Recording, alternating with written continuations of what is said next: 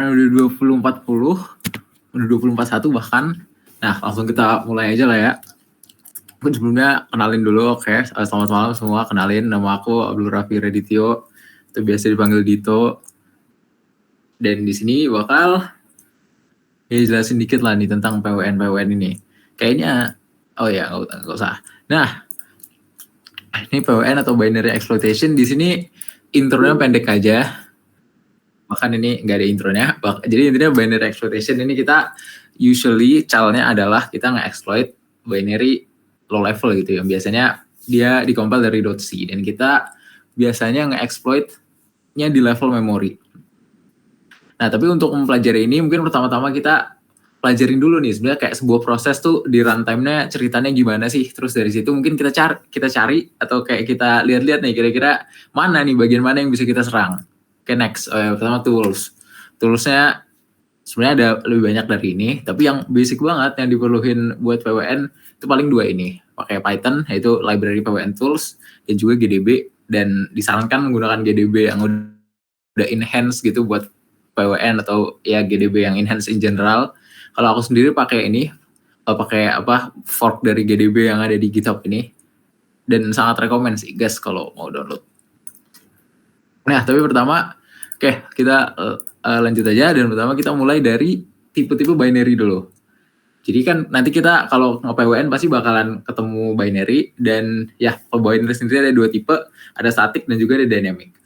Kalau static ini basically dia all in one gitu, so semua logic binary-nya ada di situ, termasuk fungsi-fungsi basic kayak misal printf atau scanf itu di package ke dalam binary itu. Nah, tapi itu sebenarnya lumayan jarang, dan biasanya kalau di cal PWN juga seringan binary-nya itu dynamic, yang dimana dia nge-load external library, yang bisa libc gitu. Yang most binary itu dynamically link dan juga loads library. Ya, jadi artinya apa? Artinya binary-nya itu bisa bilang kayak minim banget lah. Dia cuma kayak logic yang basic aja, dan logic atau mungkin malah ya logic utama dari programnya itu di binary-nya, tapi logic buat building blocks ya basic operation kayak printf atau scanf itu dia ngambil dari libc. Nah, mungkin lebih jelasnya ya sebelumnya ini common objectives kita dalam cal PWN tuh ada banyak, tapi mungkin beberapa ada ini reading memory, writing memory, atau misal hijacking control flow, yaitu bikin programnya nge-call fungsi apapun atau sampai melakukan remote code execution. Nah, pertama-tama kita lihat diagram ini dulu, yaitu gimana caranya sebuah program tuh startup. Ya, ini panjang banget sebenarnya, kalau dilihat fullnya sangat panjang, tapi intinya mungkin yang paling core-nya itu adalah startupnya ini binary itu nggak langsung masuk ke fungsi main. Jadi kalau kalian bikin program di C, terus bikin fungsi main, terus di-compile, itu pas jalanin, dia mulainya itu sebenarnya bukan dari main, dia mulainya dari _start. Yang dimana atau sebenarnya bahkan mulai dari loader, dimana loader ini dia yang bakalan naro libc dan juga bakal nge-mapping dia di mana. Lalu dia masuk ke fungsi _start, terus dia masuk ke fungsi libc start main, terus baru dia masuk ke fungsi main. Ya, kurang lebih kayak gitu. Nah, seperti yang tadi udah dibilang, binary itu ada mappingnya, di mana memori itu dia ada region-regionnya gitu. Jadi misal kita punya fungsi main, misal kita punya binary main gitu. Nah, fungsi-fungsi yang kita compile itu bakalan ada di suatu tempat, di suatu address tertentu. Sedangkan fungsi-fungsi atau misal kayak region stack, region libc ataupun heap itu bakalan di tempat lain, dan mereka di tempat yang berbeda, dan biasanya ya mungkin kadang berdekatan, kadang enggak. Tapi ya intinya kurang lebih sesuai diagram inilah, di mana kalau executable kita itu ditaruhnya di bawah, terus biasanya di dekat executable kita bakalan ada heap, sedangkan kalau dari atas itu dari atas bakalan ada stack, dan di dekat situ bakalan ada libc biasanya. Nah, mungkin terus kalau buat mapping sendiri juga bisa di-inspect melalui service. Kalau di Linux itu ada namanya folder proc, yang dimana kita bisa ngelihat melalui proc self. Proc self lewat file maps ini, atau kalau secara efektifnya sih ya biasanya kita di GDB aja lah. GDB itu ada wrappernya pakai command info proc mapping. Nah mungkin biar lebih jelasnya coba kita ini dikit lah, kita demoin sedikit. Oke, ini sabar, ini serem banget. Hapus dulu. Nah, misal gue punya fungsi yang cuma gini doang, sesimpel ini. Ini udah di-compile. Ya fungsinya intinya ngeprint PID, nggak usah dipikirin, tapi intinya dia ngebaca nama dari input, terus output. Ya oke, ya misal kita coba namanya Etinso, terus ya oke, dia bakal ngeprint nice to know you Etinso. Nah, mungkin sekarang seperti yang dibilang tadi, dia bakalan lewatin beberapa mapping. Coba kalau misal kita masuk ke GDB, ya ini kita jalanin. Oke, ini kita, kalau gue pause di tengah-tengah, kita bisa lihat nih, misal kita cari fungsi main. Nah, fungsi main itu address-nya kayak gini. Ya bentuknya mungkin depannya 5555. Terus kalau kita lihat fungsi yang lain, misal fungsi yang ada di libc, misalnya printf. Nah, printf itu address-nya kayak gini. Dia bentuknya 7ffff7d. Terus mungkin bisa juga lihat misal kayak address tag gitu.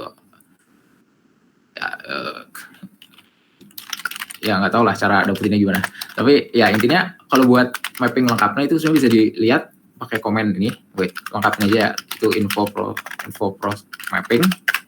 Nah ini lengkapnya ada di sini. Jadi ini kurang lebih kayak yang bisa dilihat tadi. Kalau executable itu dia ditaruhnya di address rendah, yang dimana rendah ini 5555. Jadi dia mulainya dari 4000 sini. Terus stack itu ada di paling bawah. Ya, ada di sini. Dia biasanya depannya 7ffff gini. Terus di atasnya ini 7ff. Ini itu ada loader. Tapi biasanya yang lebih menarik itu di libc. Libc itu ya kurang lebih mirip lah 7ffff, tapi enggak, ya ada di sini dekat stack, tapi masih ada gapnya. Dan juga ada heap yang seperti tadi aku bilang itu dia dekat executable, tapi offsetnya itu tetap nggak konstan.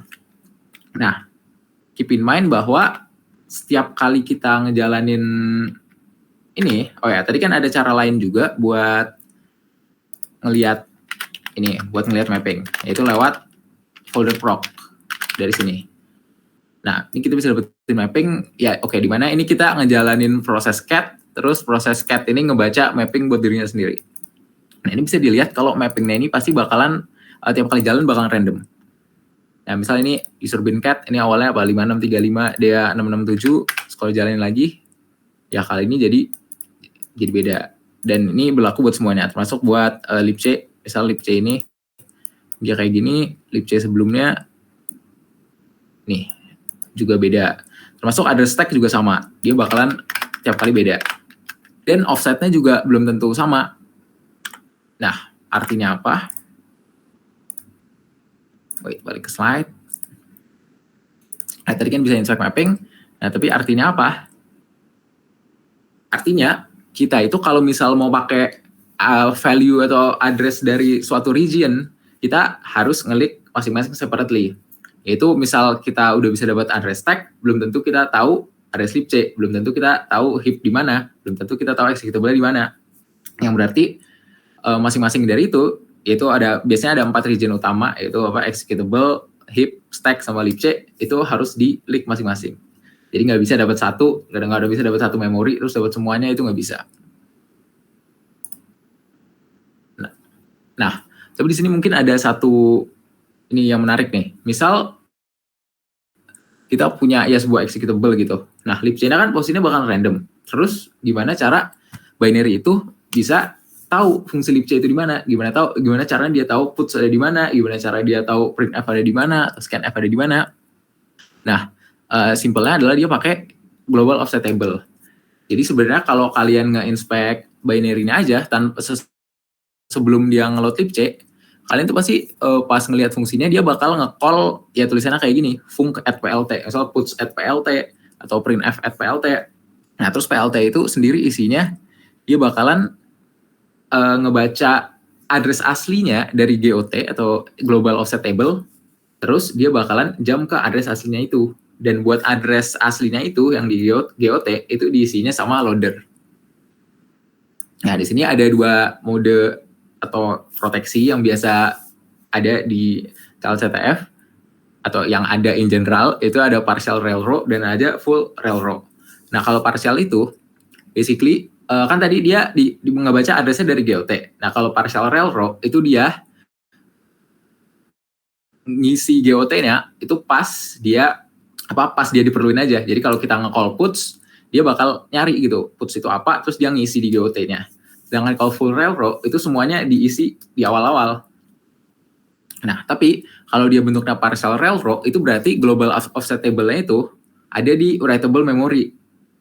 Nah, jadi dalam kata lain, ada di sini ada potensi buat nyerang dengan cara kita nge-override GOT. Misal yang tadinya GOT puts itu ngarahnya ke puts beneran, kita bisa ganti misalnya ngarah ke sistem gitu atau ngarah ke fungsi apapun yang kita mau.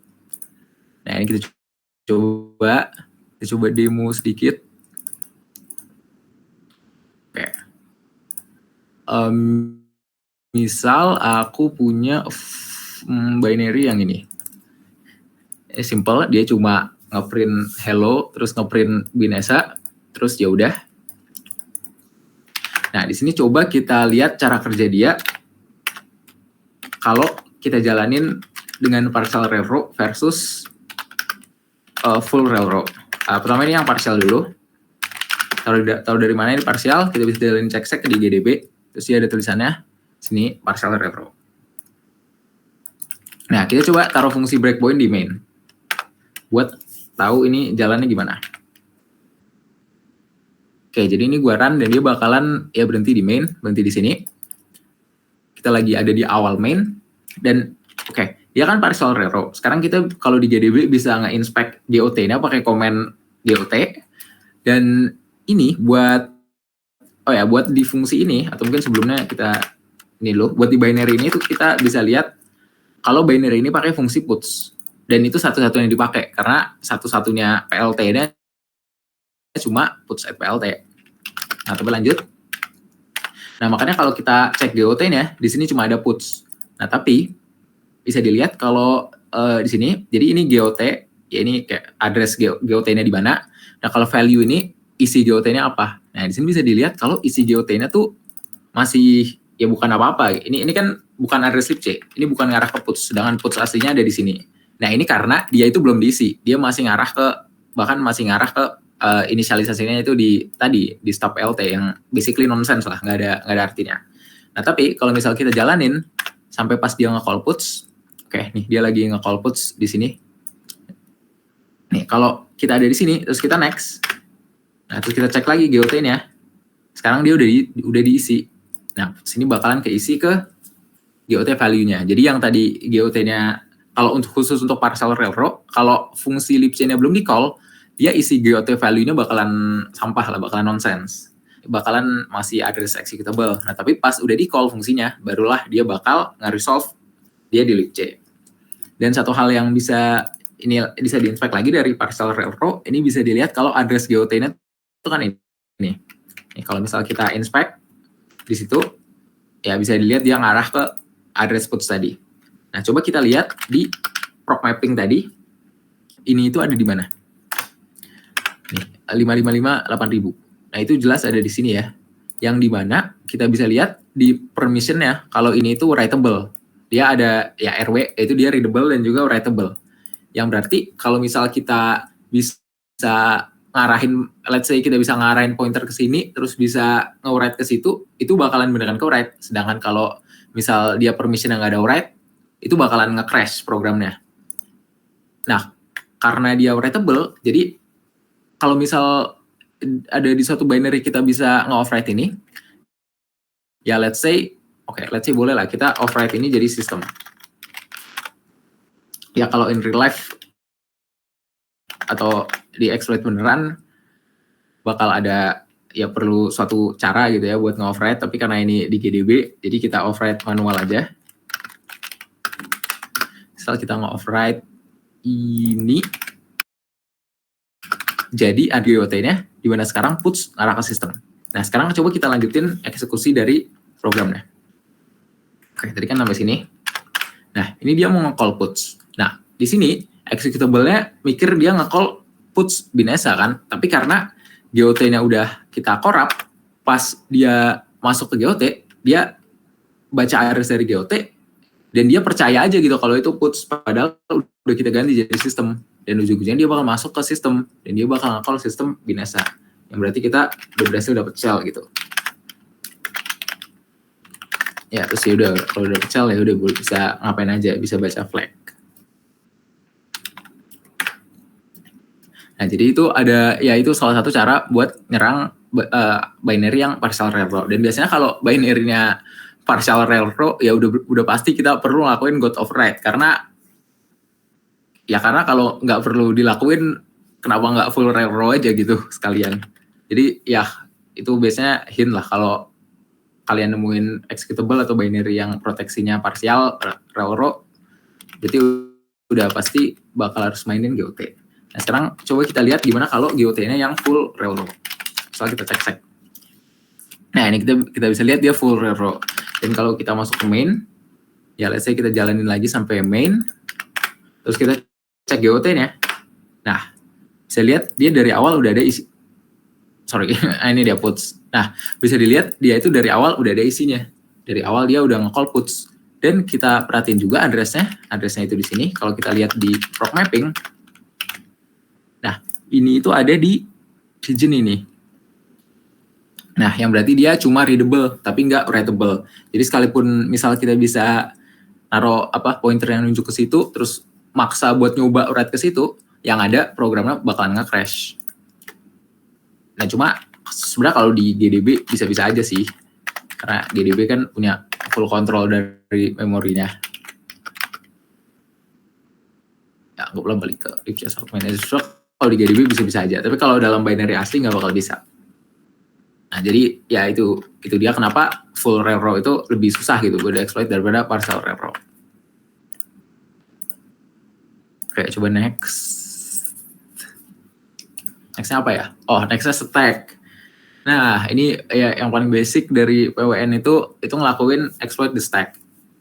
Nah, kalau di arsitektur x86 atau ya x8664 sama aja, itu pakai struktur stack dan juga di sini bakal nyimpen banyak hal. Contohnya bisa itu local variable, function pointer itu maksudnya return address, ataupun save register values juga bisa, tapi ya oke, next aja lah. Nah, ini contohnya ada stack frame. Jadi kalau kita masuk sebuah fungsi, dia tuh bakalan ngebentuk sebuah frame lah istilahnya, yaitu bisa dibilang kayak region stack yang dipakai sama fungsi tersebut. Dan itu basically semua region di antara RBP sampai RSP. Nah, basically gitu. Dan ya di situ dia bakalan naruh local variable, dan juga pas di RBP itu dia bakal nyimpen lokasi stack frame sebelumnya sama return address. Nah, ini juga ada sedikit tentang local variable versus global variable. Jadi kalau local variable itu ditaruhnya di stack, sedangkan kalau global variable itu ditaruhnya di region namanya BSS. Ya, ini bolehlah kita coba juga. Wait, yang mana? Oke. Wait, kok hilang? Oke. Misal ini ada local.c. Ya, ini simple banget. Ini kita bikin fungsi main, terus dia ngelakuin, ya dia ngebaca, minta input ke name, terus dia ngeprint.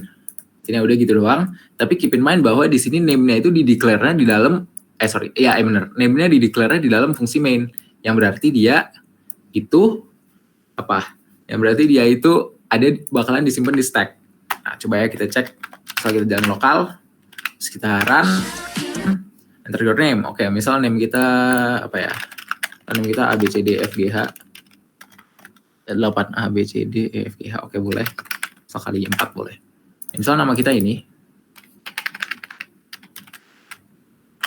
Uppercase aja deh biar lebih enak. Ya, misal kita input nama kita ini. Oke. Lupa naruh breakpoint, sabar. Oke, misal kita taruh breakpoint sebelum mainnya live ya. Terus kita input nama tadi. Bentar. Nggak jadi. Oke. Nah di sini terus kita input nama tadi. Nah kalau di GDB yang auto-inject tadi, cara buat inspect stack itu ada cara enaknya, yaitu pakai komen tele $RSP, atau ini lengkapnya teleskop $RSP. Jadi kita pakai tele $RSP aja. Nah ini kita bisa lihat isi stacknya. Dan di mana input kita bisa dilihat ada di sini. Ini tuh kalau dalam ASCII itu tadi ABCDEFGH. Ya mungkin kayak misal kita ganti namanya jadi yang lebih panjang ya. Misal jadi ini. Terus kita coba jalanin lagi. Kita bisa lihat kalau dia itu isinya sesuai dengan ini pasti. Nah, ya. Jadi ini lihat ini RSP, ini RBP. Jadi berarti region stack yang dipakai sama fungsi main ini adalah region ini. Dan bisa lihat dia menggunakannya contohnya dengan local variable tadi. Dengan local variable yang disimpan di stack. Di mana local variable isinya nama yang kita input tadi. Kayak beda cerita kalau misal kita pakainya global variable. Nah, kalau misal kita pakai global variable kayak di sini, ya bisa dilihat ini kurang lebih sama, cuma aja name-nya kita taruhnya di luar main. Ini cepat aja lah ya, kan udah lihat juga. Wait. Ya sama kayak tadi kita taruh breakpoint di main. Sini aja boleh. Terus kita masukin nama yang sama. Nah, terus kita coba inspect stack-nya pakai teleskop RSP. Nah, bisa lihat di sini nggak ada apa-apa, nggak ada nama kita, nggak ada apa-apa, karena dia itu global variable, dia disimpannya nggak di stack, melainkan dia disimpannya di address ini. Oke, ini address asli dari lokasi tempat input name kita itu ada di sini, yang dimana kalau kita cek mappingnya itu ada di Alex 558040 ada di sini. Ini ada read write region setelah ya basically di daerah executable lah, yang dimana ya ini namanya region BSS yang isinya static variable atau global variable sama aja. Nah ya jadi gitu. Oke.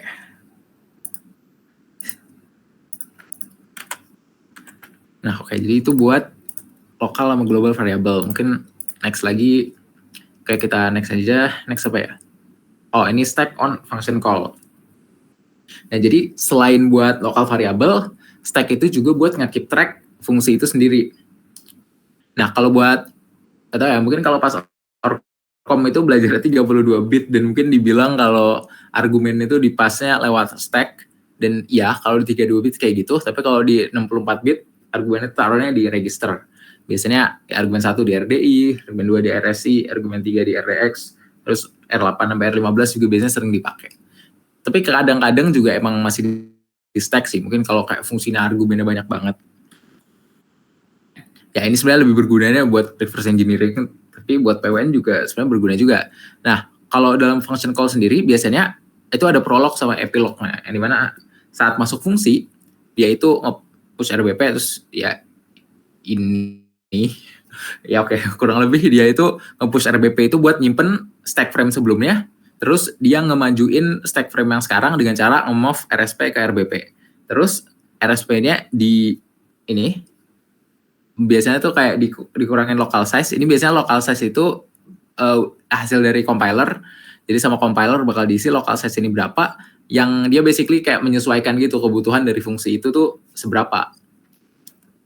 Dan nanti di akhir dia bakal nge-restore. Jadi RBP tadi, kan tadi RSP dimasukin ke RBP, sekarang RBP dibalikin ke RSP, terus RBP yang tadi udah di-push, di-pop lagi ke RBP yang sekarang. Nah jadi basically RBP dan RSP sebelum fungsi sama setelah fungsi itu sama.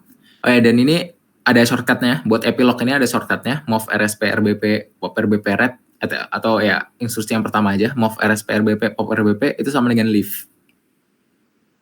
Ya kurang lebih kayak gitu. Nah itu gambarnya mungkin bisa lebih jelasnya kayak gini.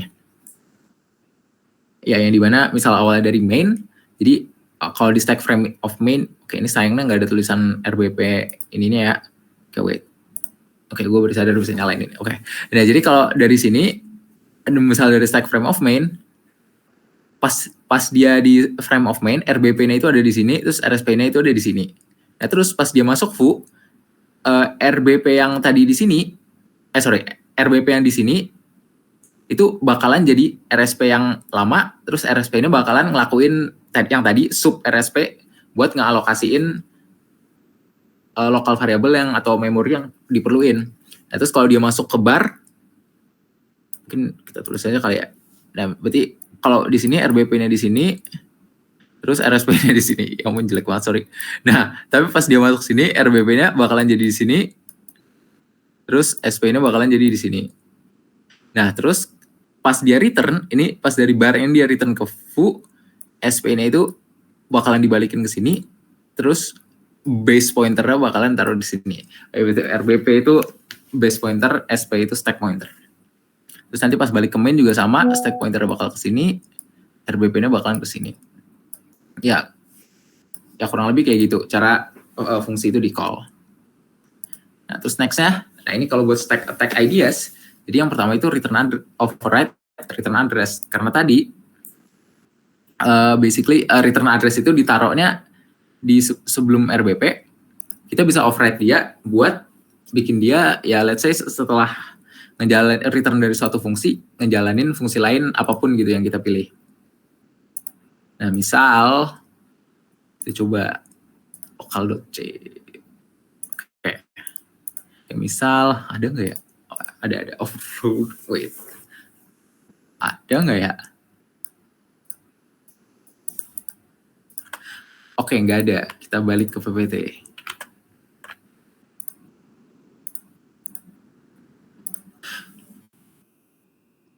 Ya udah lanjut aja. Wait, atau ada ya? Ada aja deh. Oke, sorry. Kurang persiapan, tapi oke, kita coba demo. Kita pakai fungsi yang ini aja, function.c. Nah, jadi ya function.c ini dia ada main, terus dia bakalan nge-call fungsi func yang dia ada local variable, yaitu array of 5 number, terus dia bakalan ngisi 5 number, ya terus dia ngasih penjumlahannya. Simple gitu doang.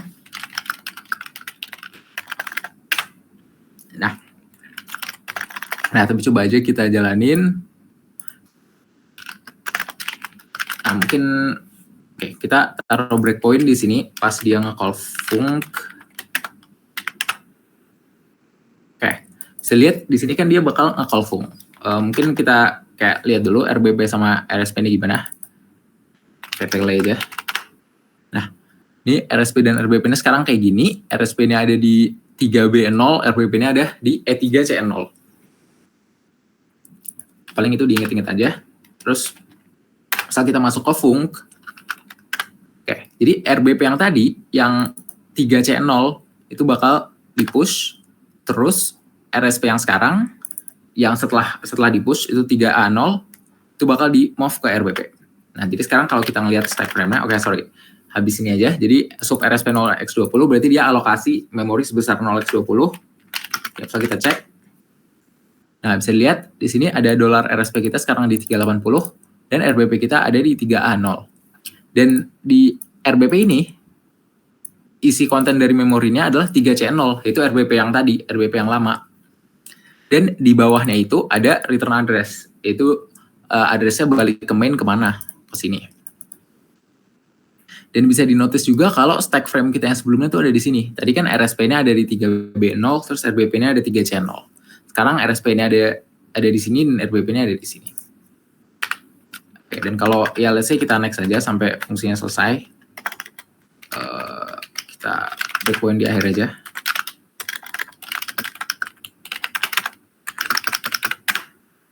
Ya misal kayak gini. Kita lihat lagi stack frame-nya. Di sini RSP, di sini RBP. Nah, terus dia bakalan ngelakuin leave yang berarti RBP-nya bakalan kembali ke RBP yang lama dan juga RSP-nya bakalan ke RSP yang lama. Nih, bisa lihat setelah leave RBP-nya kembali ke 3C0 dan RSP-nya ke 3A0. A8 atau di mana yang sebelumnya itu 3A0, tapi 3A8 ini karena dia ada return address dulu. Nah, kemudian dia nge-read, itu dia ngambil return address tadi yang ada di top dari stack-nya di sini, terus dia bakal balik ke situ.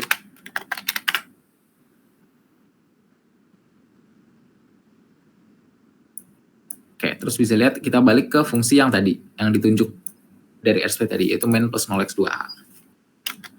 Nah, jadi di sini sebenarnya ada, ya mungkin cara eksploitasi yang common, itu kita bisa nge-override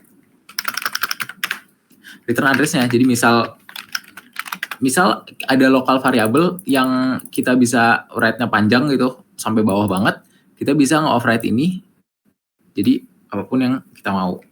Ya misal kita ganti jadi apa? Yaudah kita ganti aja jadi sistem lagi.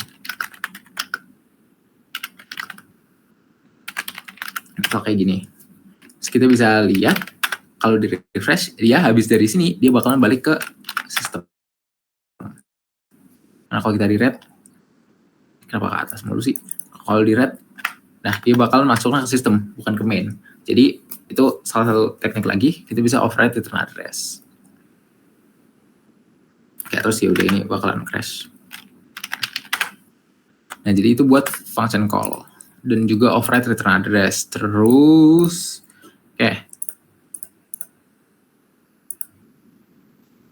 nah jadi karena tadi kan ada di stack, kan tadi local variable ada di stack, return address ada di stack. Jadi biasanya yang sering terjadi atau yang sering dijadiin cal itu ada write atau ada read ke local variable, tapi dia berlebihan sampai-sampai ngelebihin itu, sampai-sampai bisa nge-override return address.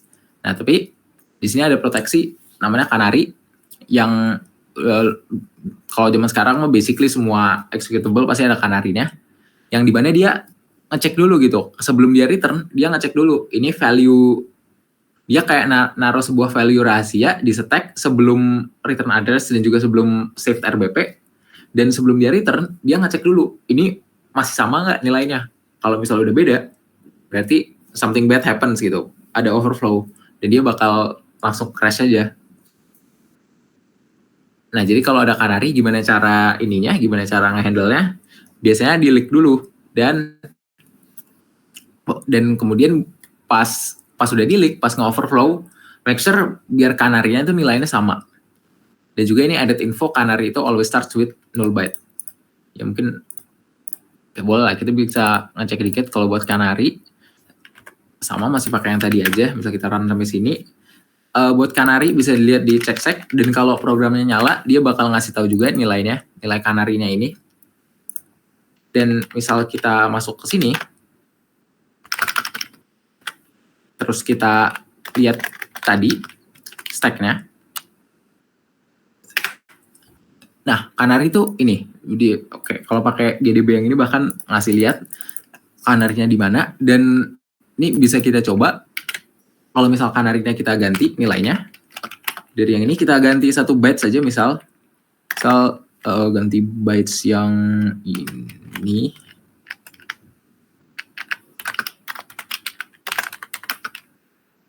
Jadi 0xFF. Wait. Skill issue. Oke. Nah, kalau kita lihat ini, nah canary ini bisa lihat udah berubah. Yang harusnya ini jadi ini. Ini ganti FF-nya. Oke. Ini udah kelewat stack check-nya. Oke, kalau ini kebetulan ini nggak bakal terjadi apa-apa karena pengecekannya dilakuinnya di sini. Tapi kalau misal kita lakuin sebelum ceknya, nah misal dari sini, terus kita ini lagi, kita coba korup lagi, canary-nya ada di sini, kita set.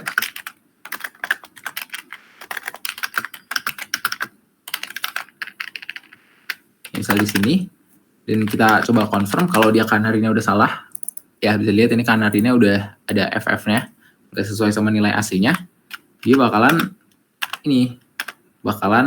ngelakuin stack check fail, yang dimana ini tuh bakalan ngasih warning gitu kalau dia stack smash dan dia nggak bakal ngelanjutin programnya.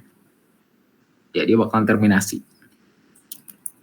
Nah, jadi kalau mau overflow yang pakai return harus di make sure kalau kanarinya tuh tetap intact gitu.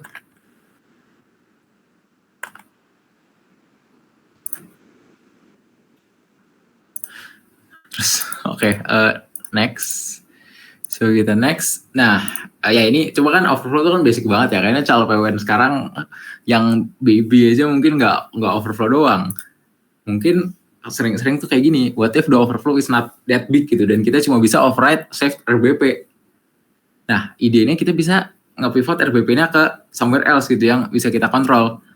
Nah, ini contohnya confess kemarin kayaknya yang paling gampang itu ini kan. Dia nge-overflow tapi cuma bisa overflow RBP. Nah, ini coba, jadi ada caranya. Kalau misal kita cuma bisa overflow RBP, bentar, ini next slide-nya apa? Oh, kayak ada penjelasan. Nah, ini kasusnya misal kita cuma bisa overflow RBP. Nah, anggaplah kita mulai dari frame 1, kita mulai dari main, RBP RSP-nya gini, terus kita masuk ke frame 2, RBP RSP-nya gini, kita masuk ke frame 3, RBP RSP-nya gini, terus kita cuma bisa overflow save RBP di sini.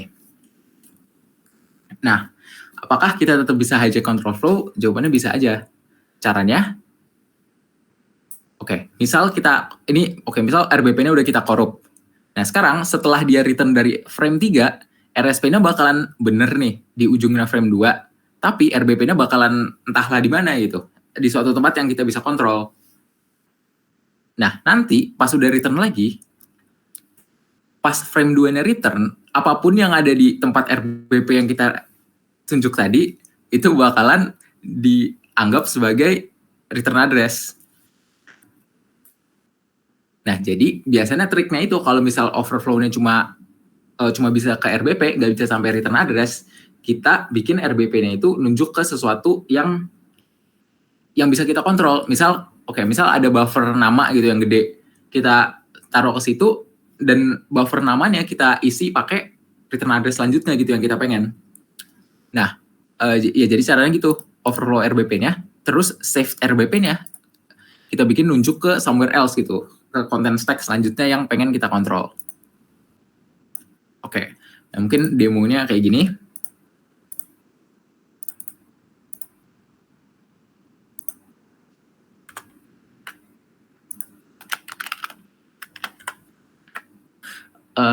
Wait, yang mana ya? Oh, ini rbp.c. Ya, ini fungsinya lagi-lagi simple. Ini dia cuma nge-call main, terus main nge-call func ini baca nama ke global variable, terus dia ngasih tahu aja namanya siapa, dan ya gitu. Simple banget. Nah, coba misal kita jalanin di GDB.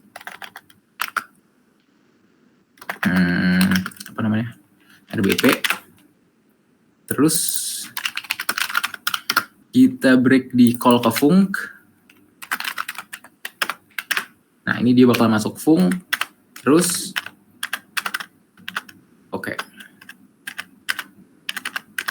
ini gets username kita isi apapun lah ya. Ya boleh kita isi ini aja.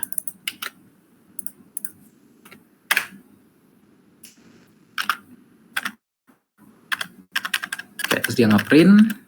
Nah, sekarang sebelum dia kalau binary ini kan obviously save, tapi atau enggak sih, binary ini enggak save, ini ada gets. Tapi biar demonya gampang, gue nunjukinnya pakai GDB aja. Jadi coba kita lihat dulu stacknya sekarang.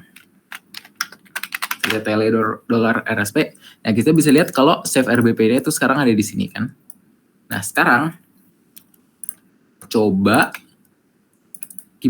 kita explore skenario kalau kita cuma bisa nge-overflow ini. Kita nggak bisa nge-overflow sampai sini, kita cuma bisa overflow sampai sini aja. Jadi terusnya ada di sini. Nah, tadi kan kita bisa nge-input nama ya ke buffer username. Jadi itu bisa jadi kayak target stack-nya ditaruh kemana berikutnya, bisa jadi kita taruh situ. Jadi kita coba set save RBP-nya. Jadi buffer kita username. Nah, sekarang tadi dia udah jalanin live ya. Dan sekarang save RBP Kenapa ke atas? Oke. Bisa dilihat kalau nilai RBP-nya bakalan nunjuk ke pointer kita tadi, ke buffer username kita, dan RSP-nya. RSP-nya tetap sama aja, aman aja, karena kan RSP pakai nilai RBP sebelumnya.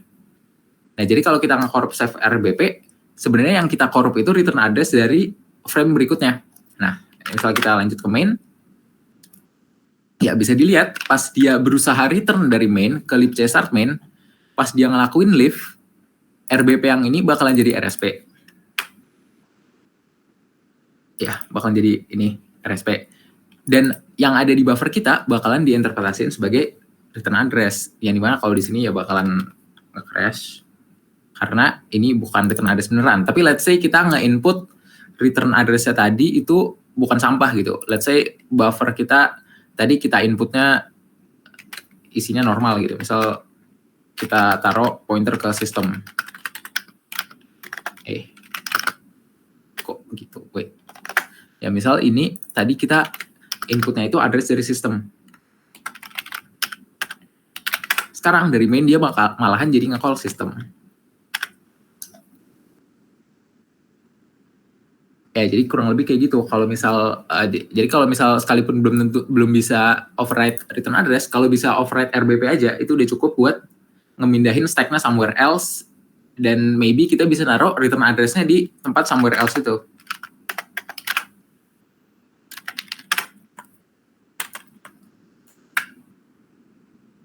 Atau ya kalau tekniknya mungkin sering dibilang apa kayak pivot stack gitu ya.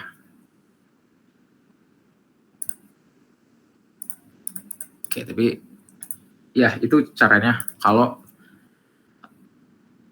kita cuma bisa override save RBP dan kita harus pindahin stack-nya somewhere else. Dan ini lumayan sering sih kalau ngeliat cal PWN sekarang ya. Ini lagi lumayan sering buat perlu ngelakuin serangan ini. Jadi mungkin next CTF bisa nge-solve cal itu kalau keluar. Nah, terus ini kan next-nya. Tadi kan kita, let's say kita udah bisa ngelakuin itu. Kita bisa nge-hijack control flow. Tapi hijack-nya kemana dan juga mau ngapain gitu. Karena kan belum tentu ada kayak kita mau jalanin fungsi apa juga gitu. Nah, tapi ada solusinya. Solusinya tuh ya dengan ROP atau Return Oriented Programming. Nah, misal kita mau nge-eksekusi ini, sistem binasa. Nah, sistem binasa ini kan kalau dalam assembly-nya mungkin bisa ditulis sebagai kayak gini, move RDI, pointer ke binasa, terus nge-call sistem. Atau yang tadi bisa kita ganti juga, move RDI pointer to binasa call system, itu sama aja dengan pop RDI, terus dilanjut red, asalkan isi stack-nya pointer to binasa dan address dari sistem. Jadi dengan kata lain, pas dia nge-pop RDI, dia bakalan nge-assign RDI ke pointer ke binasa, karena stack-nya isinya itu, terus stack-nya isinya address of system, dan dia bakal return ke pointer itu, ke address of system. Jadi itu sama aja jalanin sistem binasa. Atau lain lagi, bisa juga kita cukup return aja, tapi kita return ke address dari, ini PTR, tapi maksudnya address dari suatu tempat yang ngejalanin instruksi pop RDI red, terus dilanjut dari pointer ke binasa, terus lanjut address of system. Karena kan itu sama aja, habis return dia bakal ngejalanin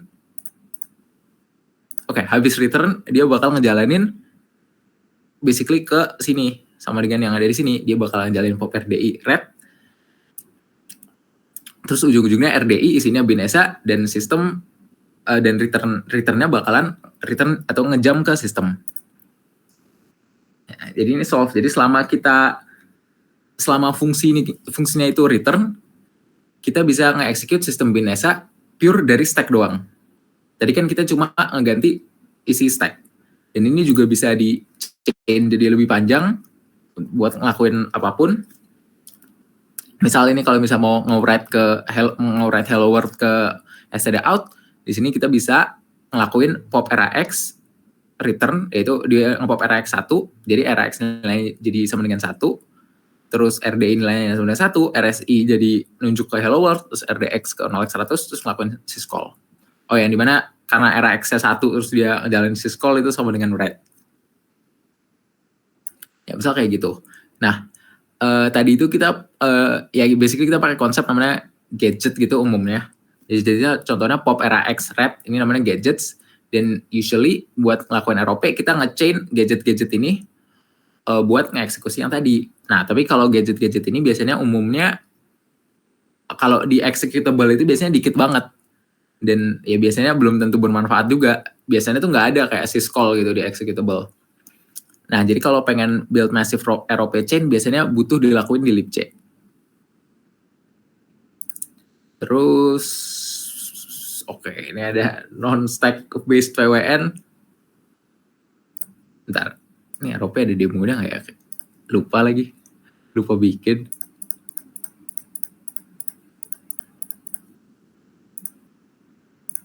Atau kita freestyle, nggak ada, jangan kalau freestyle nanti stuck. Ya udah lanjut aja lah ya, intinya ROP kayak gitu. Dan kalau sekarang biasanya ROP juga apa ya? Biasanya juga di automate pakai PWN tool sekarang. Oke, lanjutnya ini ada non-stack based PWN. Ya jadi kalau apa ya? Biasanya sudah stack based PWN tuh mungkin kalau keluar di apa CTF itu mungkin biasanya Cal Baby atau Cal Easy, jujur aja. Karena zaman sekarang biasanya Calnya tuh yang aneh-aneh gitu. Biasanya yang juga nge-mirror cara kerja sesuatu in real life sih. Misalnya kayak web server. Web server itu kan ya dia nggak ada, ya dia kayak while true loop gitu kan. Dia nge-surfing terus-menerus. Nah, kalau buat tipe Cal PWN yang kayak gini, yang ya apa ya, sebenarnya lebih closer to real PWN, itu biasanya kita perlu pakai konsep primitif. Itu primitif ini basically kayak basic building block yang kita pakai buat ngelakuin exploit. Contohnya misalnya ada arbitrary address read primitive atau AR, arbitrary address write, dan juga ada kayak double free. Ya, ini advance tapi kalau nggak eksploitasi double free. Nah jadi kalau nge-solve PWN itu biasanya kita misal dari calnya ada apa, kita coba nyari primitif dulu, kita cari gimana caranya bikin arbitrary read atau gimana caranya bikin arbitrary write. Sampai kita udah apa kayak primitifnya udah cukup buat kita bisa ngelakuin RCE atau obtain shell. Nah, cuma some primitives are more complex than others. Dan usually biasanya kita harus nge-convert primitif yang lebih kompleks jadi yang lebih simple. Misalnya dari apa? Misal let's say dari double free di heap gitu, gimana caranya convert jadi arbitrary read atau arbitrary write. Jadi basically kalau buat PWN yang while true gini, ini intinya kita cari-cari primitif yang sampai-sampai kita udah punya primitif yang kita udah tahu gitu caranya buat dapetin shell. Nah, tapi kan di sini jadinya ada ini, jadi kita harus nge-master suatu apa, semakin banyak primitif yang kita master, semakin cepat gitu kita nge-solve-nya. Karena mungkin awal-awal pas baru belajar mungkin kita misal let's say kita nemuin overlapping allocation. Nah, mungkin awalnya kita belum tahu gitu kalau cara nge-convert overlapping allocation di heap jadi shell. Nah, tapi mungkin semakin banyak main kalau kita udah tahu cara nge-convert itu, kalau nemu cal yang kayak gitu bisa langsung nge-solve, atau kalau nemu cal yang lebih susah kita bisa coba berusaha sampai dapetin overlapping allocation. Terus kalau udah dapet overlapping allocation, ya udah kita udah tahu cara dapet shell. Ini contoh apa primitif yang macam-macam ada, karena emang ada banyak sih, apalagi kalau ngomongin heap ya, itu kan kondisinya ada banyak. Kalau size-nya beda, bisa jadi beda caranya. Nah, tapi kita mulai dari yang paling basic dulu. Kalau dari arbitrary address read dan arbitrary address write, bisa nggak dapat shell?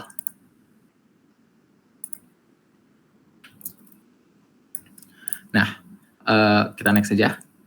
Kalau pure dari read to write aja jawaban no, karena kita butuh tahu sebuah address dong. Karena kalau kita bisa nge-read, kita nge-write, tapi kita nggak punya address, kita mau nge-read write kemana? Oke, nah sekarang jadi mungkin kita rephrase dikit. Gimana kalau kita punya sebuah address stack? Oke, kalau punya address stack, kita bisa nge-override sebuah pointer, misal kita ada di main, kita bisa nge-override return address dari main gitu kan. Nah, tapi tetap aja, kalau kita punya address stack doang, kita mau return kemana? Kan stack kan nggak ada kode, di stack nggak ada kode. Kode adanya di executable sama ada di libc. Kita nggak punya libc address, kita nggak punya executable address.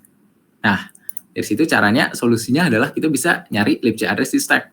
Dan libc address di stack itu kayak lumayan guaranteed ada, karena kan buat dia nge-call main, dia lewat libc start main, jadi harusnya ada. Nah, jadi caranya kita bisa nge-read dulu libc address-nya, terus pas sudah dapat libc address, baru kita nge-write buat ROP pakai gadget yang ada di libc.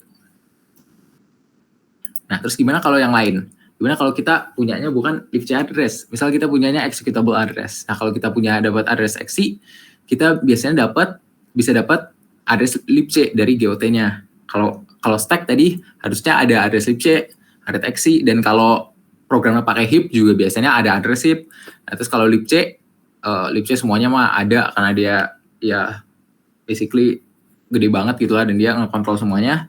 Terus kalau di heap ini lebih tricky. Mungkin ada address heap, mungkin ada address libc, ya tapi biasanya harus nge-trigger sesuatu buat biar addressnya ada di situ. Dan biasanya kalau child heap itu sering-sering bagian yang paling susahnya itu nge-trigger biar ada address libc di heap. Nah, oke, tapi ini contohnya misal ada path yang paling klasik buat modal read dan write doang, dan let's say kita punya address executable, itu kita bisa ngelik libc dari executable-nya, ya dari GOT-nya, terus dari libc kita bisa ngelik stack, terus pas kita udah punya address libc dan juga address stack, kita bisa nge-override return address di stack dengan gadgets di libc gitu.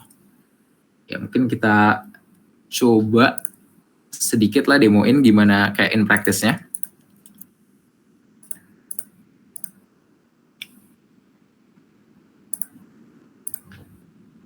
Bentar.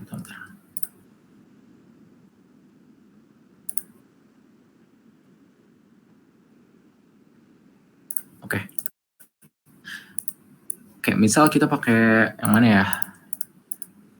Sama aja sih, doesn't matter. Kita bikin, in fact kita pakai boring.c aja. Atau yang lebih simple nggak? Ini ya, kita pakai got.c aja.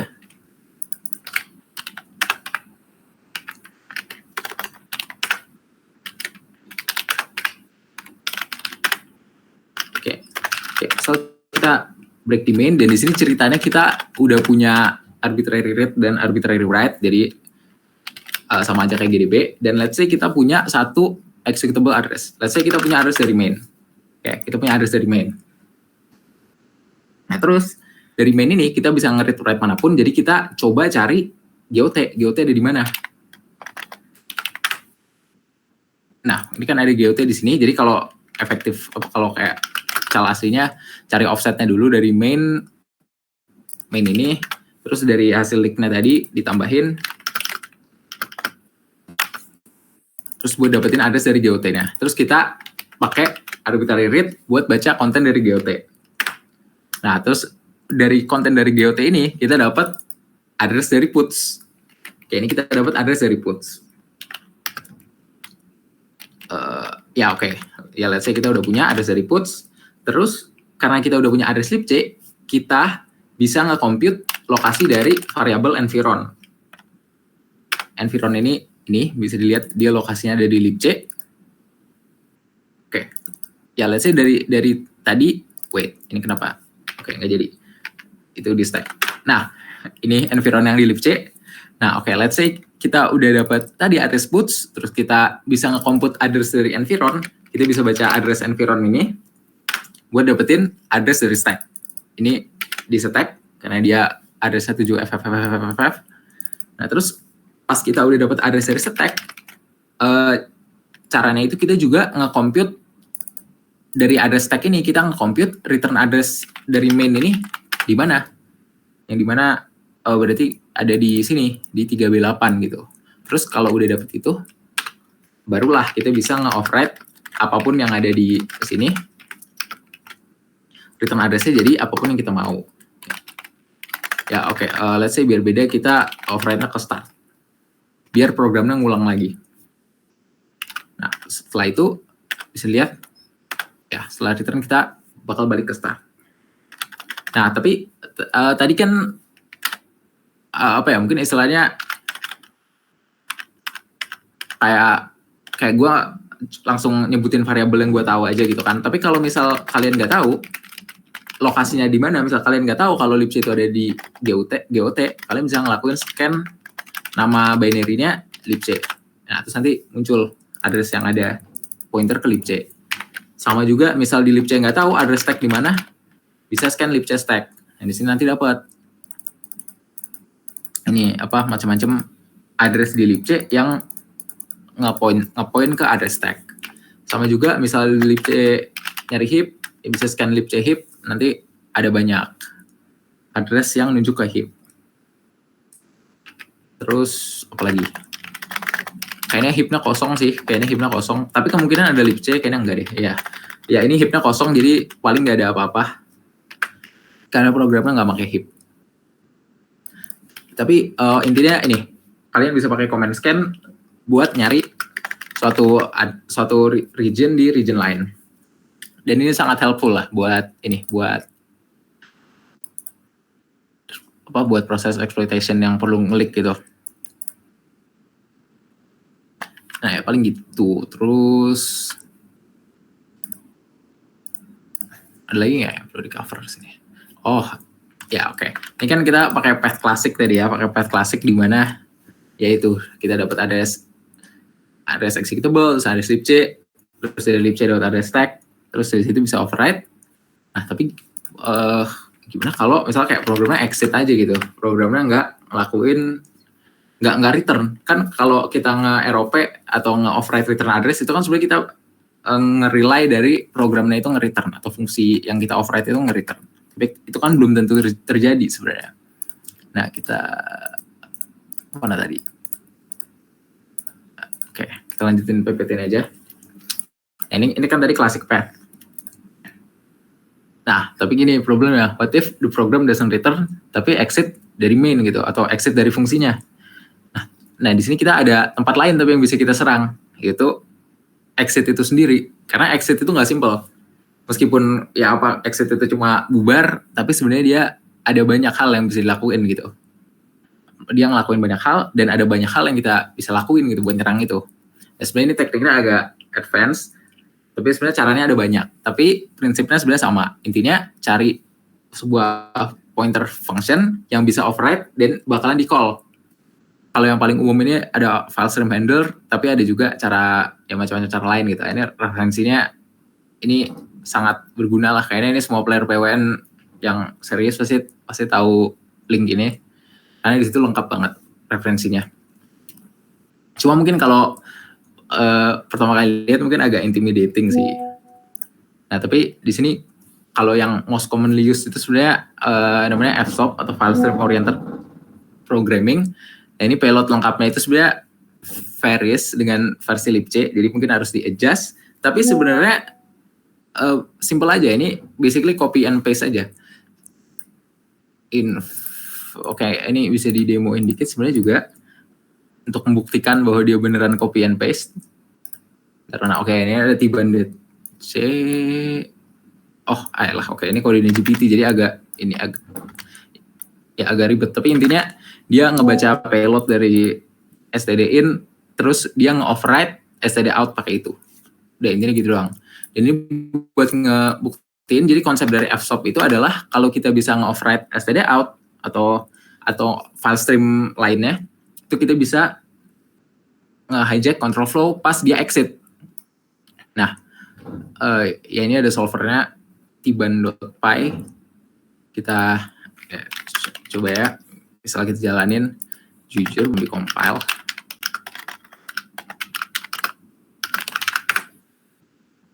Bisa nggak ya? Kalau tuh bener nggak? Semoga bener. Oke, kita jalanin di sini aja. So, kita jalanin tiban.py. Nah, dia udah ngejalanin prosesnya, dan dia juga udah ngirim payloadnya. Dia belum ngirim payloadnya, tapi itu sengaja biar aku bisa attach. Oke, ini yang sedang dia lakuin di GDB. Bisa dilihat ini solvernya, jadi setelah ini aku enter, dia bakalan ngirim payload buat fake filenya ke dalam GDB-nya tadi. Ke dalam binary-nya itu, yang dimana dalam binary-nya dia bakal nge-copy ketiban std-out di libc. Kita Next aja. Dan di sini bisa lihat kalau kayak ini, fin aja. Nah, mungkin sampai akhir aja deh, sampai bawah.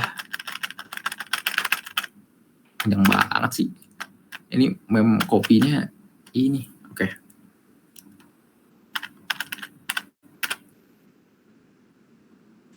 Oke, ini versi yang gue lagi coba-coba. Oke, ini friend-nya harus dihapus. Sorry. Ini bukan bagian dari demo soal sejujurnya. Ini kayak emang ada aja.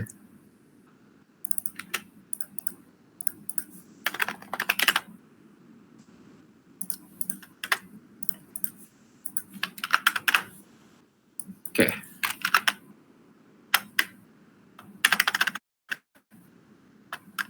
Nah, kita bakal next terus dan oke. Kita udah sampai ujung nih. Dan kalau kita lihat std out atau nama lengkapnya IO21 std out, kita bisa lihat kalau ini udah kita override dengan payload kita. Bisa lihat hasilnya agak berantakan. Ya karena udah kita manipulasi. Kalau contoh yang rapinya kan ada di stdr misal pasti rapi gini. Ya tapi intinya setelah kita berhasil nge-override, kita next aja dan dia bakalan bisa ngejalanin shell harusnya. Oke, nggak tahu kenapa nggak jalan. Oh enggak, kan dia di sini shellnya. Oh ya, nah itu kan dia bakalan berhasil dapetin shell. Kalau masalah cara kerjanya gimana itu nggak perlu paham banget. Cuma yang perlu dipahamin sedikit paling di ini gadget ini karena kadang tuh offsetnya beda. Intinya dia ini gadget yang lakuin @RDI 0x10 terus JMPRCX dan ini bisa dicari aja pakai misal kayak ROP gadget.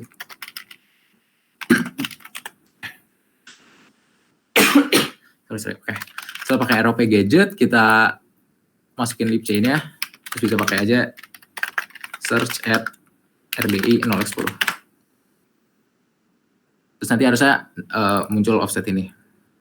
Nah, ini kan gadgetnya yang ini dan sama persis.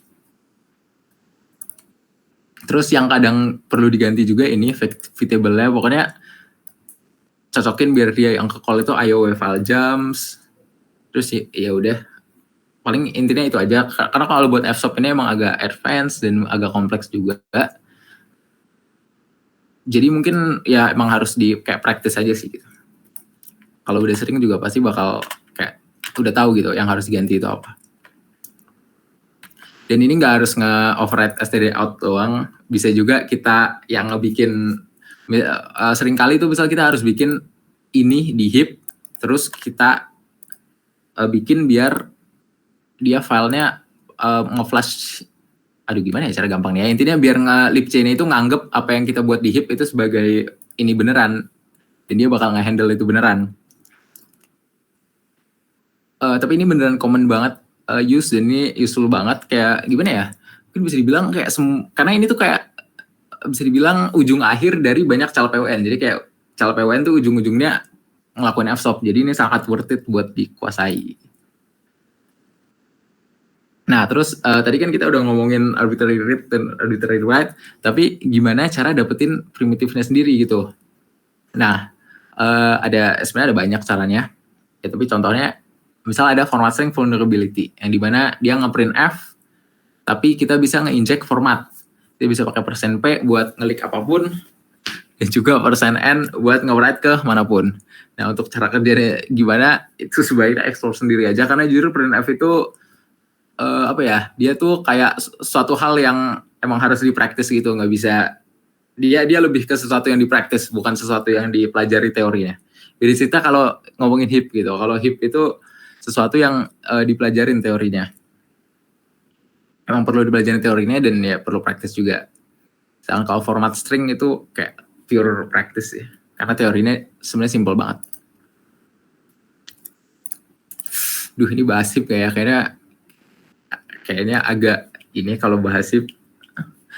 Ya tapi kalau untuk heap sendiri intinya biasanya kita nge-exploit insecure heap usage, ya misalnya heap overflow atau ada is after tree, dan biasanya kita lakuin kita lakuin heap metadata corruption. Jadi apapun vulnerability-nya kita pakai buat nge-corrupt heap metadata terus setelah heap metadatanya ke corrupt, ya kita bikin dia buat ngelakuin apapun gitu lah. Ya maksudnya kita pengennya gimana. Biasanya heap ini dapatnya arbitrary rate, dan arbitrary rate itu biasanya bisa dapat. Tapi kayaknya kalau buat detailnya mungkin bisa explore sendiri aja. Karena enggak ya paling kalau heap biasanya yang paling basic itu mulai dari Tcache, tapi gimana ya? Cal Tcache juga sebenarnya bisa macam-macam gitu sih. Tapi kalau buat starting sih biasanya paling Tcache, karena biasanya cal yang easy itu biasanya paling masih di Tcache aja. Di mana Tcache itu dia bentuknya singly linked list, di mana kalau kita udah, jadi misal kita nge-malloc terus kita dapat address, terus addressnya itu di biasanya kan kita bisa nge-write data gitu ke address itu. Nah kalau addressnya udah di free, yang tadi isinya data itu bakal dipakai ulang, tapi buat jadi pointer ke free chunk berikutnya gitu. Wah ini gue nulis langsung demo aja, oke berarti kita harus demo. Ya udah deh.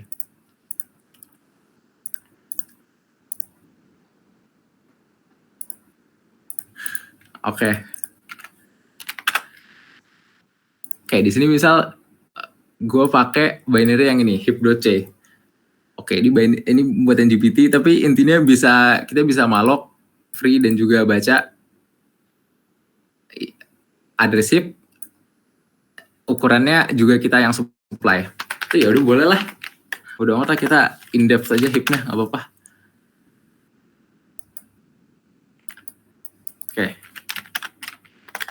Oke, ini nggak perlu tab lain.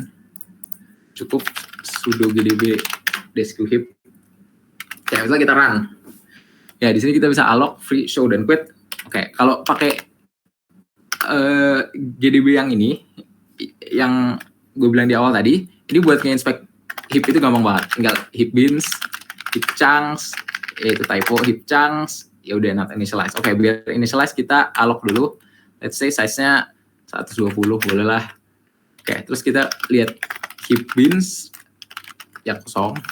Lalu heap chunks, nah ini heap yang chunk yang udah dialokasiin. Sebenarnya kalau dilihat tadi, kita kan dapat pointernya ini, ff2a0.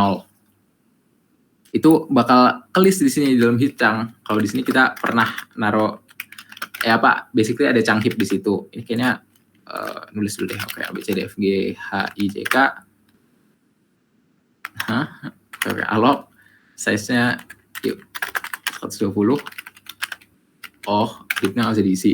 Iya udah amat. Alloc, ya nggak apa-apa. Isinya 120, tapi kan tadi muncul, chunk-nya muncul di sini. Dan di sini ada beberapa tools lain juga, misal heap, visual bin, visual heap. Ini buat kayak ngelihat heapnya secara visual.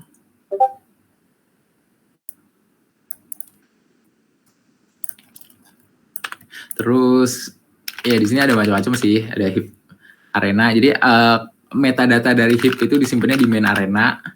Itu ada di libc. Terus ya ada berbagai komen-komen heap lainnya. Nah, tapi mungkin kita back on track aja. Kita bahas sedikit tentang Tcache lah, boleh lah. Jadi kalau buat Tcache sendiri itu basically bakalan kepake kalau size-nya kurang dari 1024. Misal kita malloc yang kecil aja, 120, terus kita free. Nah, kalau kita buka heap bins, dia pasti bakalan ada masuk Tcache. Tadi kan ada saya 2A0 bener ya. Jadi ini sama dengan itu. Nah, di sini bisa lihat kalau dia masuk ke Tcache. Nah, sekarang kalau efeknya apa kalau dia udah masuk ke Tcache? Dia itu basically kayak caching layer gitu. Kalau misal kita minta alokasi lagi dengan ukuran yang sama, dia pasti bakalan nge-return ini lagi. Kalian bisa lihat, dia bakalan return 2A0. Nah, sekarang gimana kalau misal kita nge-free 2 kali gitu yang ukurannya segitu. Kita nge-free 2 kali, kalau kita lihat di heap bins-nya, bisa dilihat di sini isinya ada 2. Sekarang di Tcache bins buat yang ukuran ini, dia isinya ada 2. Dan address-nya itu, karena dia udah di free, itu bakalan di-reuse. Oh ya, ini tuh yang paling atas itu. Jadi yang bakalan di return kalau misal kita malok lagi itu yang paling atas nih. Kalau misal gue malok lagi, pasti addressnya bakalan 320. Kan dia addressnya bakalan 320. Sekarang kita free lagi aja. Kita free lagi aja. Nah tapi Tcache ini ngebentuk singly linked list. Jadi kalau misal kita buka addressnya dia 320,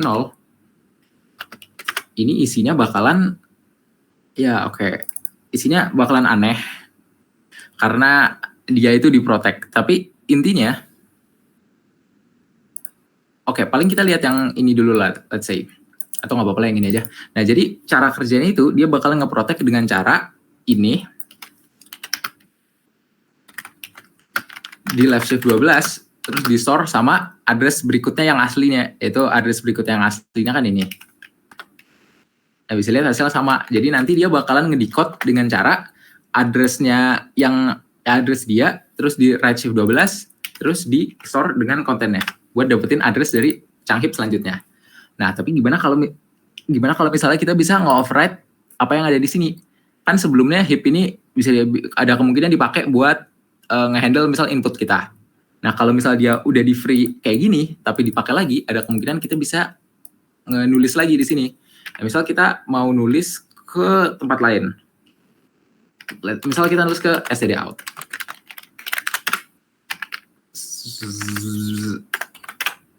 Nah, misal kita mau nulis ke sini.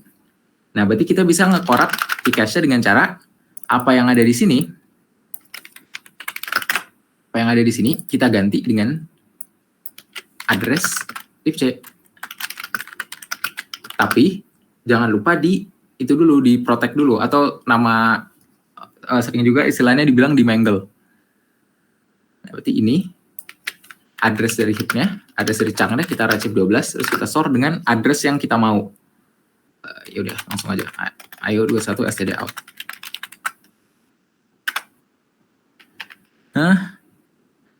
Gara-gara dia pointer. Ya udah. Kita ini aja. Kita ketik manual aja. Nah, terus sekarang kalau kita lihat inspect Tcache-nya, dia bakal berubah. Yang tadinya dia habis 320 ke 2A0, sekarang habis 320 malahan ke stdout.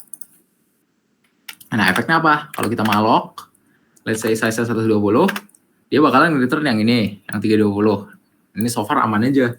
Tapi kalau kita malok lagi, size yang sama, dia bakalan nge-return pointer ke stdout. Yang dimana kalau misal habis ini malok ini dipakai buat heapnya, let's say nerima input dari user, yang berarti kita udah berhasil buat nge-override stdout.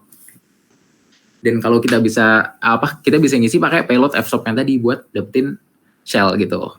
Nah itu ya salah satu cara buat corrupt Tcache, itu namanya Tcache poisoning.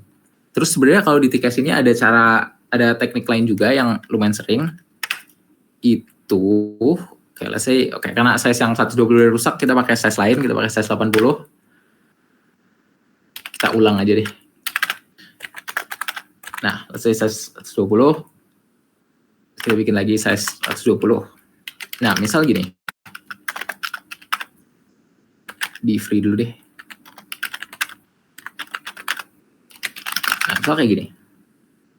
Kan ini posisinya sama kayak tadi. Tapi let's say, wait, gimana ya? Gini deh, anggap skenario-nya kayak gini. Ada heap ukurannya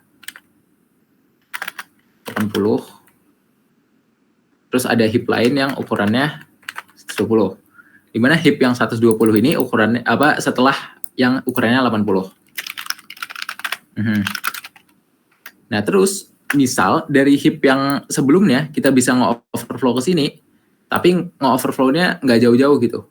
Kita sebenarnya di sini kan bisa dilihat kalau ada tulisan size ini. Nah, size itu sebenarnya disimpannya di address heap-nya juga, tapi di sebelum kontennya.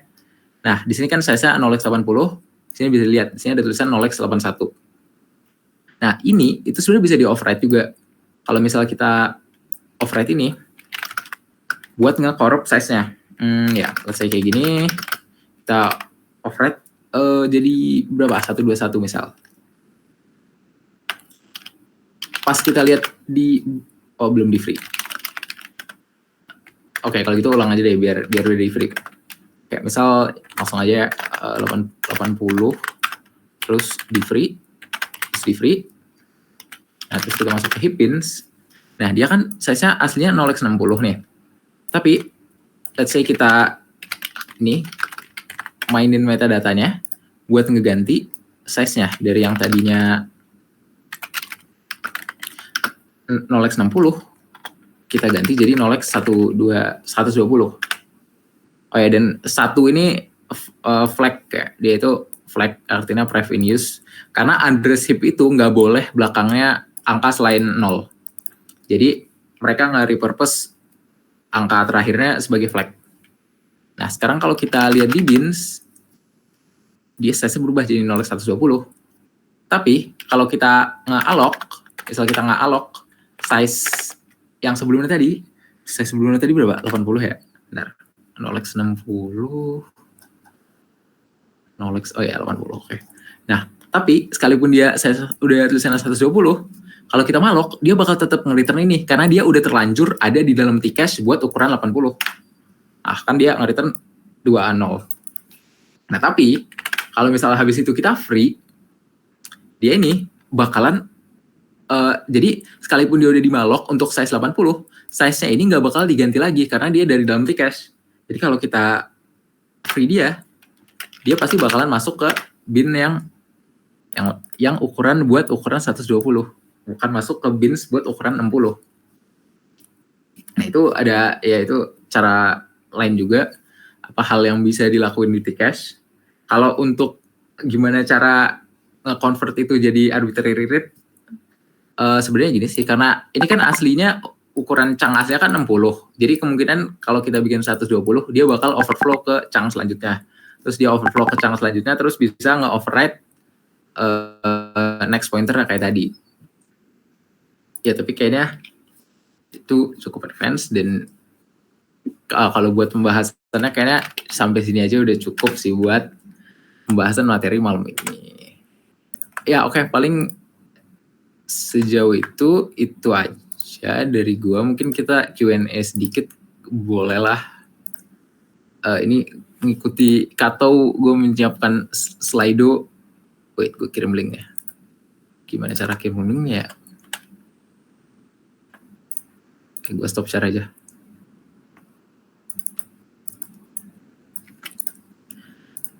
Ya, oke, mungkin gue kasih kesempatan aja kalau mau nanya, boleh di sini. Paling ditunggu sampai, gak usah lama-lama lah, paling ditunggu sampai 2201 aja. Kalau ada yang mau nanya gas, tapi belum tentu gue bisa jawab ya kalau yang susah-susah banget. Tapi udah malam juga sih, jadi kalau kalian udah mau istirahat juga nggak apa-apa.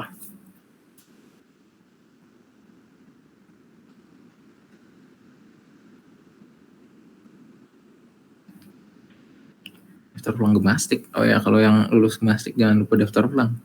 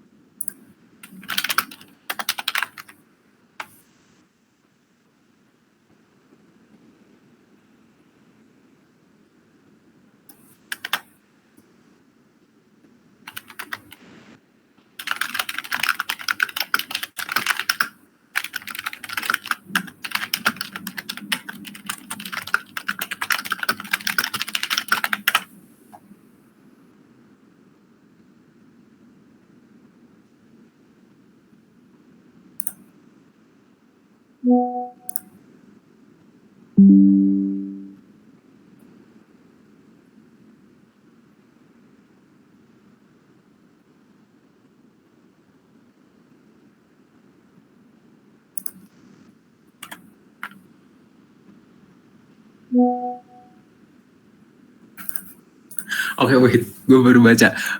Kak, tadi di GDB ada banyak banget comments. Ada cheat sheet-nya nggak sih? Jujur, gimana ya, bahkan docs-nya aja kayaknya nggak selengkap itu, tapi paling coba lihat di itunya aja sih, di fork GDB-nya tadi. Jujur gue tuh juga belajar, kalau gue pribadi tahu komennya tuh nggak lewat cheat sheet ya, tapi kayak lewat brute force aja gitu. Kayak misal gue pengen ngelihat sesuatu, terus kayak gue coba tanya GPT dulu, kayak misal I want to see the hip, what is the comment in GDB gitu ya. Misal gue tanya kayak gitu, terus dari situ lama-lama gue tahu aja gitu. Jujur kalau docs-nya sendiri tuh kan agak nyebar gitu, karena kan tadi itu kalau buat GDB yang gue kirim itu yang ya Gef Bata 24 itu dia kan fork dari Gef. Nah jadi kayak ada komen Gef, ada komen yang khusus Bata 24. Jadi kayak sebenarnya agak nge-spam aja sih. Jujur brute force aja lah, coba-coba aja komennya apa. Bang, kapan-kapan boleh nggak live solving soal PWN session? Pengen lihat cara kerja atau problem. Ya boleh aja sih. Mungkin ya cuma mungkin cari waktunya yang pas gitu, paling kayak kalau CTF Inter atau apa gitu. Bisa call Discord. Bang, PWN apakah bisa kebantu pakai LLM? Jawabannya enggak sih. Kayaknya so far sebenarnya ngebantu dikit, ngebantu dalam nyari vulnerability-nya. Biasanya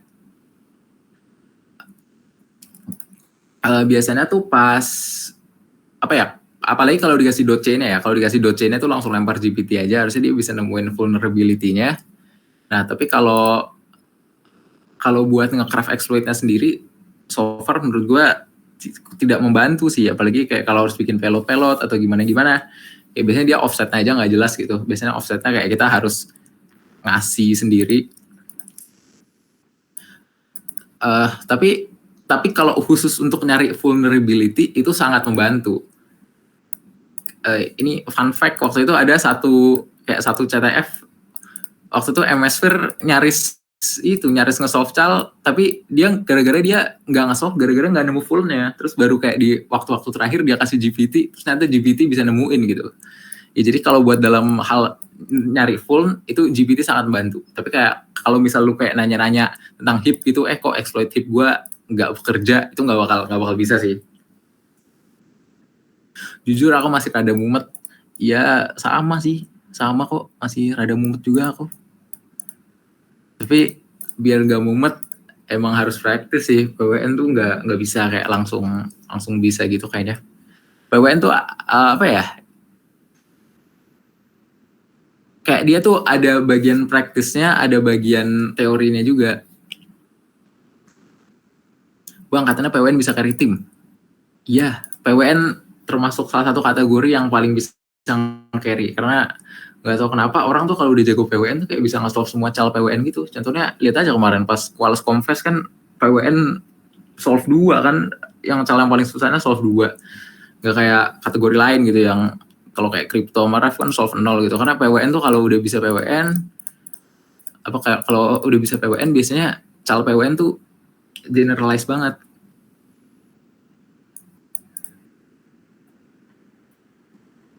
Sama ya gitulah, kayak orang tuh kalau dijago PWN biasanya PWN-nya rata, kayak MSFIR gitu kan kemarin bracket PWN-nya rata, itu biasa banget sih kalau kayak reliable banget dibanding sama kayak Ref gitu. Kalau Ref kan kalau calnya susah, mau lu sejago-jagonya Ref juga masing-masing cal pasti makan banyak waktu.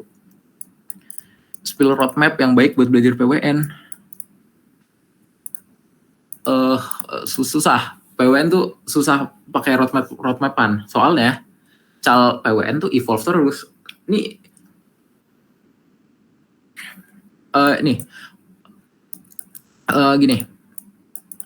Roadmap gini. Misal tadi kayak gue ngasih teknik FSOP. Teknik FSOP itu kalau ini kan tahun 2025 ya. Kalau misal tahun 2020 itu teknik tuh masih jarang banget gitu orang make. Kenapa? Karena tahun 2020 kayaknya libc yang umum dipakai tuh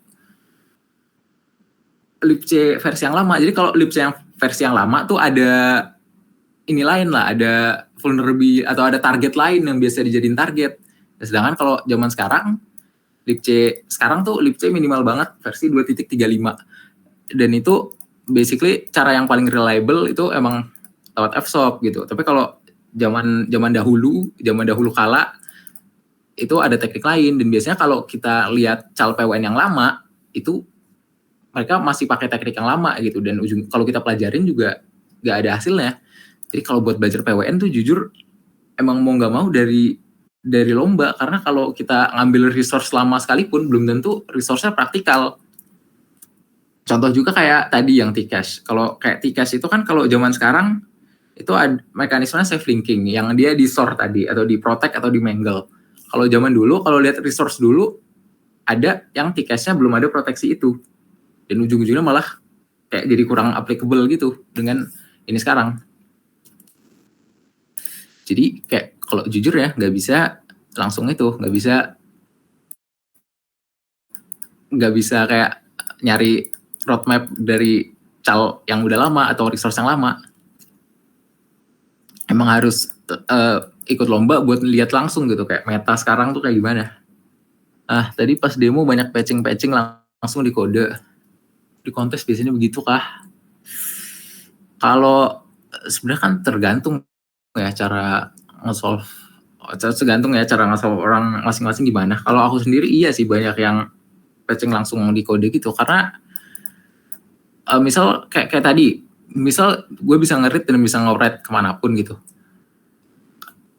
Kadang kayak gue pengen langsung ngecek aja gitu di GDB, ide gue bisa nggak nih, kalau misal gue udah tahu gue bisa nge-read dan gue bisa nge-write, gue coba aja dulu di GDB, bisa nggak? Terus kalau udah bisa di GDB, baru gue coba bikin eksploitasi yang codingannya gitu, karena kan kalau di GDB tadi kan cepet gitu ya, sedangkan kalau nge-coding kan pasti bakal lebih lama. Jadi buat ngecek aja cepet gitu, kayak ide gue kira-kira bakalan oke nggak sih, bakalan ada masalahnya nggak sih, langsung cepat aja gitu di GDB. Nah paling itu. Boleh gue like semua. Nah oke, masih ada yang mau nanya lagi kah? Tapi mungkin side note, sekali lagi gue masih merasa kalau PWN ini kalau mau menang CTF kayaknya zaman sekarang kategori PWN ini salah satu kategori yang paling oke sih buat dipelajarin dibandingkan kategori lain seperti kripto atau kategori lainnya. Kayaknya PWN nih bisa jadi ladang poin gitu, karena kalau udah jago PWN pasti bakal farming, karena PWN tuh kayak gap antara orang yang experience di PWN dengan orang yang kurang experience atau biasa aja itu bakal jauh banget. Dan pas kompetisi gitu kayak orang yang udah experience itu kayak ngelihat cal pasti langsung mikir, oh ini gue tahu nih bisa kayak gini.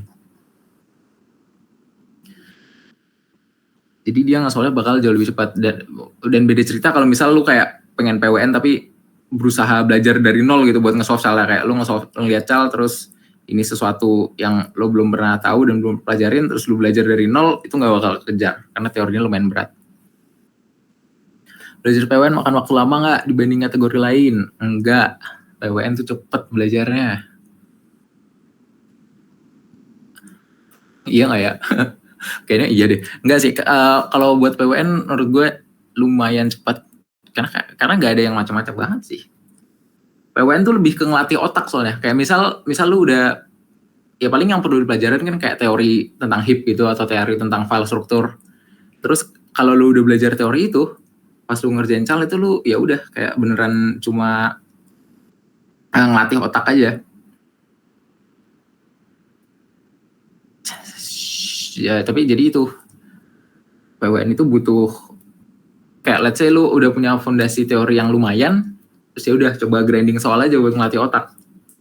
Motivasi terbesar supaya nggak bosan kerjain PWN apa ya?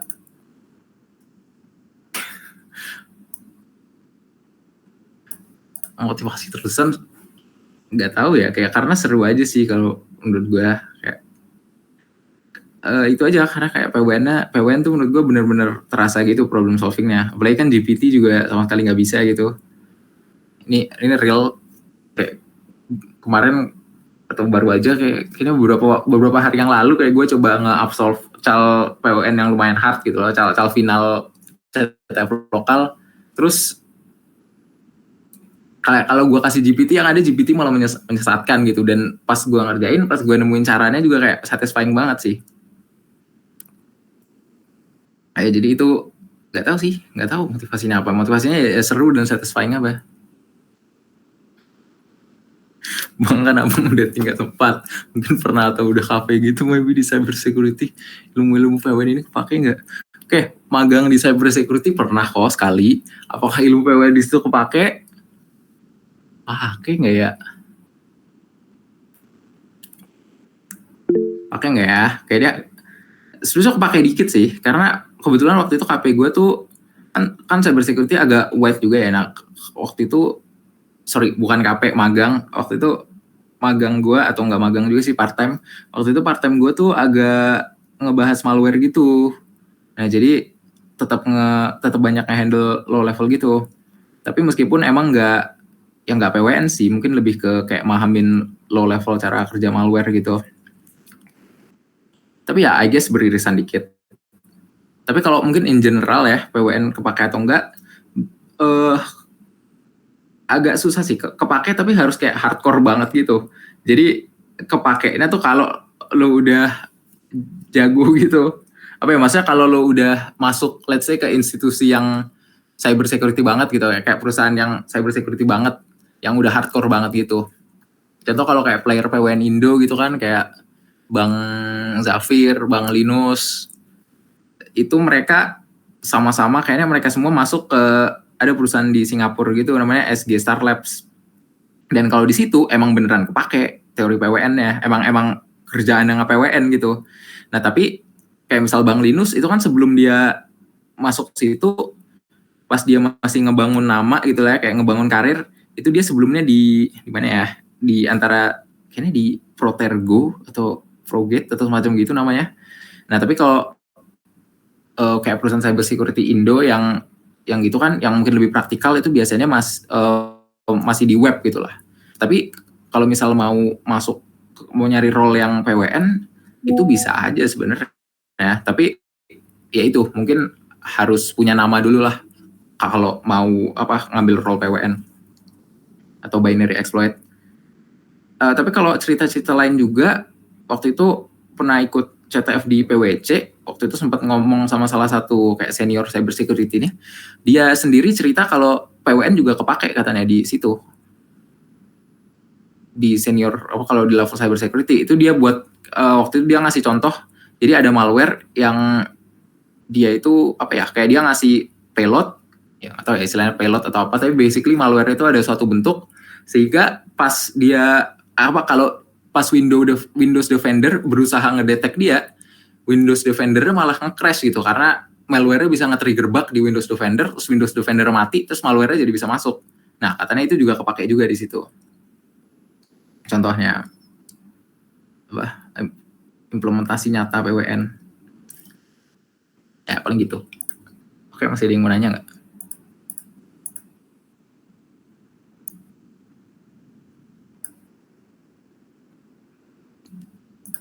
Oke, paling sampai 22.15 aja lah ya. Kalau 22.15 udah gak ada yang nanya lagi, kita bubarkan.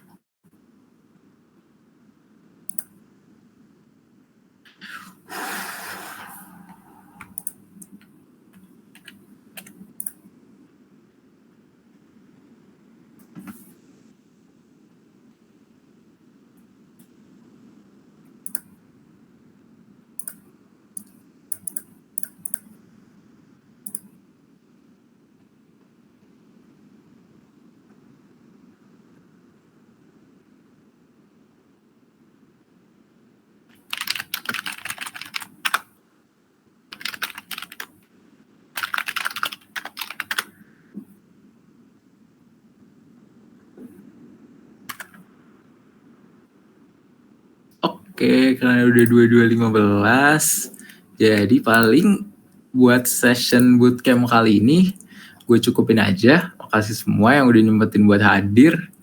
Ya, dan sekian dari aku. Thank you all. Semangat ber-PWN untuk meet-nya aku ya. Thank you guys.